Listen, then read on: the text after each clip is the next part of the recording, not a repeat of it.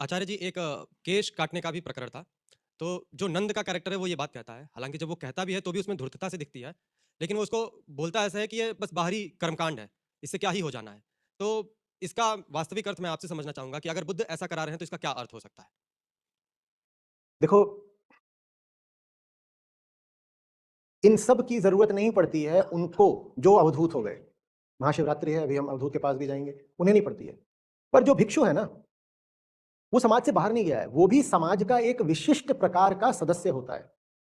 वो भी समाज का ही एक सदस्य होता है, वो गाँव-गाँव, शहर-शहर फिरता है, भिक्षा माँगता है, वो अभी जंगल-पहाड़ नहीं निकल गया है, वो समाज में ही रहता है। एक अलग तरीके से रहता है, लेकिन रहता वो समाज में ही है। तो ये एक प्रकार का चिन्ह होता है बस, ताकि लोग जब देखें तो आपसे दूसरे तरह की उम्मीदें ना करें।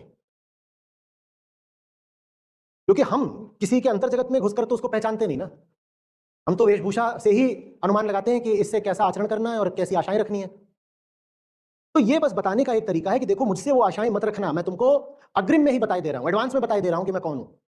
नहीं तो फिर व्यावहारिक उलझनें आ सकती हैं। क्या व्यावहारिक उलझनें आएँगी? कि तुम मुझे देख करके सोच रहे हो कि मैं इस काम में लग जाऊँगा, उसमें लगूँगा, या तुम ऐसी बात करोगे तो मैं उसमें साथ दूँगा तुम्हारा, और तुम ऐसी आशा रखो और अपनी आशा में तुम निवेश कर दो घंटे, 2 घंटे या महीने, 2 महीने का, और फिर तुम पाओ कि तुम्हारा निवेश व्यर्थ गया है, तो फिर क्या होगा? तुम आओगे मुझसे उलझोगे, मुझ पर इल्ज़ाम लगाओगे। बात समझ रहे हो? वही बात भिक्षु आपसे बोले तो आप एक तरीके से लेते हो, और वही बात कोई दूसरा मनुष्य अगर आपसे बोले, साधारण नागरिक, गृहस्थ, तो आप उसको दूसरे तरह से लोगे।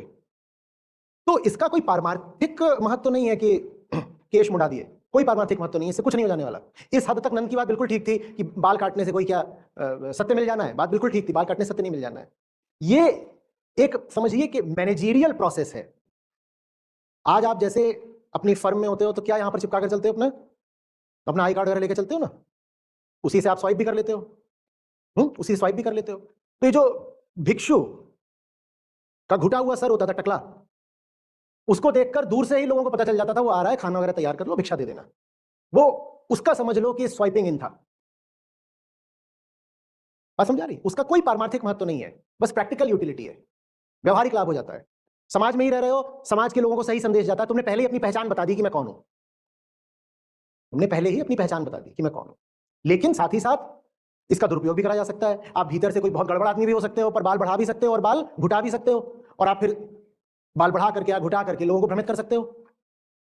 लोगों को ये प्रदर्शित कर सकते हो कि मैं तो भिक्षु हूं, या सन्यासी हूं, या साधु हूं, या कुछ और हूं।